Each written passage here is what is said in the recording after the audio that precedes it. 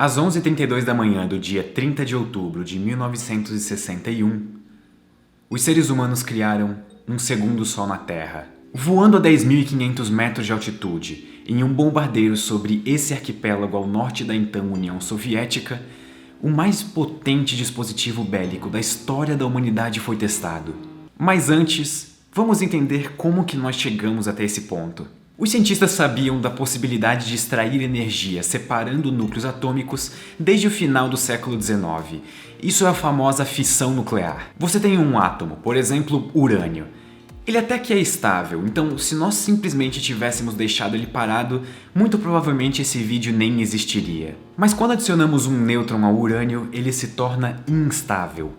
E para recuperar a estabilidade, o urânio se divide em dois elementos mais leves, o bário e o criptônio.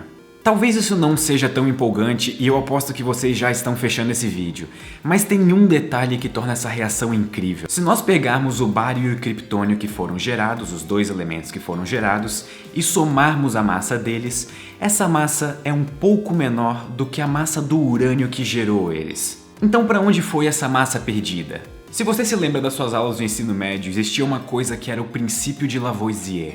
E ele dizia que no universo nada se perde, nada se cria, tudo se transforma. E essa massa que aparentemente foi perdida, na verdade continua existindo no universo, só que ela foi transformada em energia. A energia liberada pela fissão de um átomo de urânio é insignificante no nosso dia a dia. Só que 1 grama de urânio tem 2,5 sextilhões de átomos de urânio. Então se você multiplicar essa pequena energia por 2,5 sextilhões, o resultado obviamente deixa de ser insignificante. A fissão completa de 1 grama de urânio libera energia o suficiente para abastecer 45 casas por um mês inteiro. Isso é bastante impressionante, é muita energia acumulada em uma pequena quantidade de matéria. Só que agora, de volta para a história. Poucos meses antes de a Segunda Guerra Mundial começar, um cientista alemão chamado Otto Hahn conseguiu realizar a fissão nuclear pela primeira vez na história no seu laboratório em Berlim. Agora nós estávamos oficialmente na era nuclear. Mas não se deixe enganar pelo nome nuclear, porque ele possui um péssimo cartão de visitas. A fissão nuclear prometia um mundo com uma fonte de energia extremamente eficiente. Por exemplo, países que sofriam ou um dia sofreriam com a alta demanda energética praticamente teriam seus problemas solucionados de uma forma barata e eficiente. A notícia de que a fissão nuclear tinha sido feita pela primeira vez na história se espalhou rápido pelo mundo inteiro. Só que a alegria durou pouco, porque em 1939 a Alemanha invadiu a Polônia. Agora o mundo estava em guerra e o contexto era diferente. Como guerras influenciam diretamente na pesquisa e produção científica, o que antes era a promessa de uma energia extremamente eficiente, agora era a promessa de armas poderosas. Só que a Alemanha estava na frente dessa corrida. Então, em 1939, uma carta escrita pelo físico húngaro Leo Szilard e assinada por nada mais nada menos do que Albert Einstein, alertou o então presidente americano Franklin Roosevelt de que a Alemanha talvez pudesse construir bombas atômicas.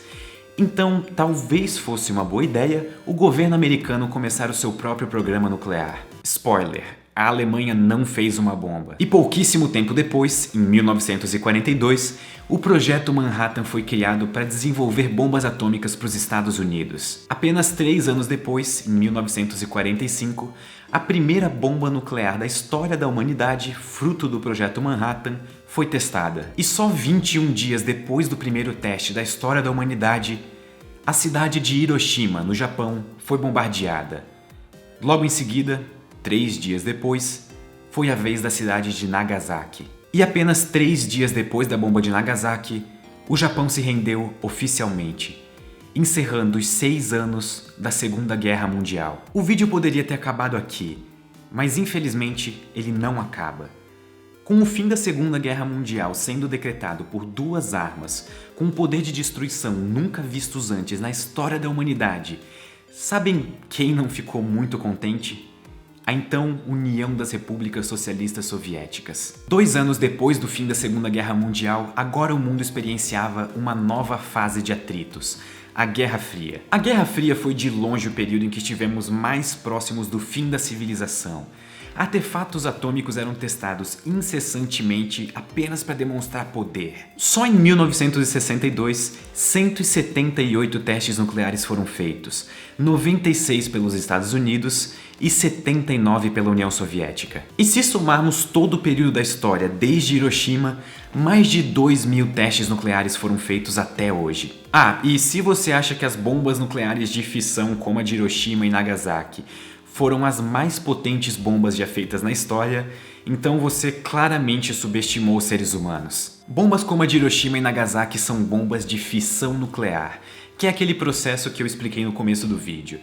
Só que existe uma categoria de bombas que é ainda mais insana: as bombas termonucleares. Você provavelmente já ouviu falar nos termos bomba de hidrogênio ou bomba H. Ambas são bombas termonucleares. Isso significa que elas utilizam fusão nuclear. Na fissão, você pega um átomo e transforma ele em partes de menor massa, e uma parte dessa massa é transformada em energia. Na fusão, você pega dois átomos leves, como por exemplo o hidrogênio, e junta eles, formando um novo átomo, de massa menor do que a massa original. O resto dessa massa é transformada em energia. Muita energia. O problema da fusão é que ela não é fácil de ser feita.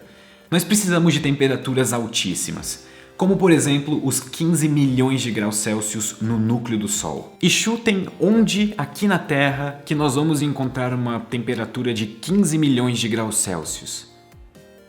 Na explosão de uma bomba nuclear de fissão. De maneira simplificada, uma bomba de fusão nuclear funciona assim. Um primeiro estágio, que é uma bomba de fissão, assim como as de Hiroshima e Nagasaki, explode. E isso gera temperaturas altíssimas, da ordem de 100 milhões de graus Celsius. Isso é mais do que 6 vezes a temperatura no núcleo do Sol. Então, um segundo estágio, que contém o hidrogênio que vai servir como combustível para a fusão, aquece com essa bizarra temperatura. E de fato, a fusão começa a acontecer. E esse é um processo que leva uma pequeníssima fração de segundo. O resultado é uma bomba de hidrogênio. Ela é tão bizarra e colossal que só para ela ter chance de funcionar você precisa de uma explosão nuclear. E é aqui que nós voltamos ao começo do vídeo. Voando a 10.500 metros de altitude em um bombardeiro sobre esse arquipélago, ao norte da então União Soviética, o mais potente dispositivo bélico da história da humanidade foi testado: a bomba Tsar. A energia da bomba Tsar foi calculada em 1570 vezes a energia das bombas que explodiram sobre Hiroshima e Nagasaki somadas. O bombardeiro que carregou ela precisou ser pintado com uma tinta refletiva para não aquecer demais por causa da explosão.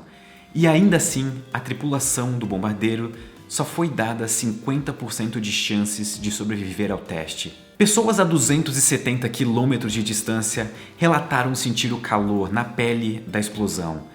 E a mais de 900 km de distância, janelas foram quebradas. Isso é quase a distância entre São Paulo e Brasília. Apesar de ter explodido a cerca de 4 km de altura, a explosão gerou um abalo sísmico que pôde ser medido depois de dar 3 voltas na Terra. E a nuvem da explosão alcançou monstruosos 64 km de altura, 7 vezes a altura do Monte Everest, passando da estratosfera. A era das bombas nucleares é uma triste lembrança do que a humanidade pode fazer com ela mesma. E os efeitos no corpo humano são sentidos até hoje. Você possui isótopos radioativos gerados em explosões nucleares no seu corpo nesse exato momento. E não importa o que você faça, eles vão continuar em você. E dependendo da sua idade, até nos seus filhos. Mas felizmente nós passamos dessa época. Nem tudo na tecnologia nuclear é sobre destruição. A energia que foi utilizada nessas armas pode muito bem ser utilizada por uma civilização responsável e consciente. E isso pode ser um bom rumo para o futuro. Dominar a fusão nuclear pode ser o último passo que falta para nós virarmos uma civilização com acesso a energia limpa, barata e eficiente. Muito obrigado e até a próxima. Se você gostou desse vídeo, não esqueça de se inscrever no canal e se você quiser dar uma passada no nosso projeto do Catarse, porque é graças aos nossos assinantes do Catarse que eu estou conseguindo fazer esses vídeos semanais. Mas não estamos muito longe de atingir a primeira meta da nossa campanha, e isso significa muito para o canal, porque significa que nós vamos estar cada vez mais próximos de começar o nosso podcast. Então, se você quiser virar um assinante, o link vai estar na descrição. Vejo vocês na semana que vem.